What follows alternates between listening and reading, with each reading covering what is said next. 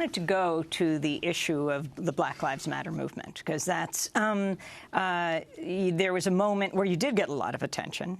So did Bernie Sanders, because the members of the movement interrupted you speaking at the Netroots Nation conference in July. I want to go back to that day. Do you? Let me be clear.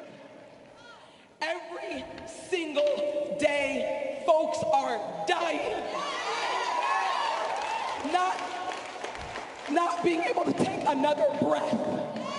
We are in a state of emergency. We are in a state of emergency. And if you don't feel that emergency, you are not human. You were standing right there on the stage because you'd been speaking. This is a part of what you said moments later. Some of the most important things that we accomplish in life, requires persistence. We did not repeal the death penalty in Maryland the first time we tried or the second time, but we repealed it the third time we tried. Every life matters, and that is why this issue is so important. Black lives matter, white lives matter, all lives matter. That was you at Netroots Nation, and then you issued an apology. Can you talk about why? Sure, because I lost track of the context in which that teaching that I learned through 8 years of Catholic school or more than that was heard in context by the protesters of Black Lives Matter, who were making the very, very important point. It's the point I made myself when I ran for mayor of Baltimore in 1999 in a different way, when I said that in our city there's no such thing as a spare American. We cannot allow two levels of justice. One, where we get all bent out of, where we are rightly outraged in some instances, and yet we shrug our shoulders at the appalling number of homicides and the loss of black lives.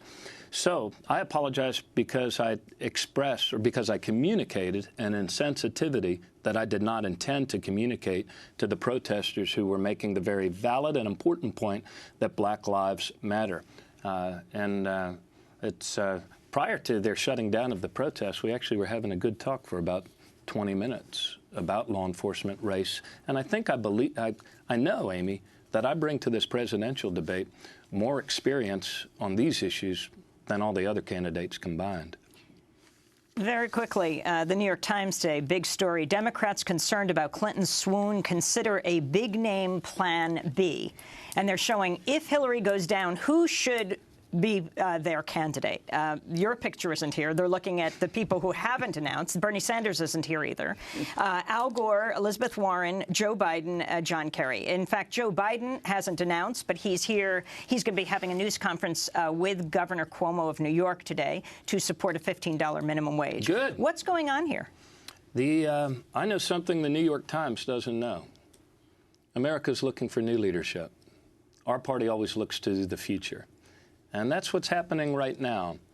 In both parties, people are actually looking for a new leader. The candidates that are attracting that are the lightning rods, that are attracting the angst we feel, the anger that we feel at our established leaders for letting us down, allowing our economy to become so manipulated that only a few of us are able to get ahead, and indeed it's the wealthiest among us. People are expressing that anger through the candidates that most represent that most say no to the established candidates. But in the longer course of this race, people are going to be finding a new leader, a leader who can get things done, who's speaking to where our country's going, not to where our country's been. And I offer that, and that's why we are picking up in Iowa. We moved from 1% there to 3% to 7% a couple of weeks ago. We've gotten our name recognition up above 40% last week. I was endorsed by 12 county chairs in Iowa. And many of us remember names like Alan Cranston or Howard Dean, all the rage in the summer before the caucuses. But once people go to caucus, they will be looking for a candidate that has the ability to lead our country and actually do the job of President of the United States. I think a CNN poll says Bernie Sanders could win in Iowa now, not only New Hampshire. Yeah, that's what they say. How do you most differ from Bernie Sanders and from Hillary Clinton? 15 years of executive experience. 15 years of actually waking up every morning, going to bed every night, realizing my #1 job is to protect the safety of my people, and during the day actually working to forge a new consensus, bring people together, pass important things. And that's what you learn being an executive, is how to get things done.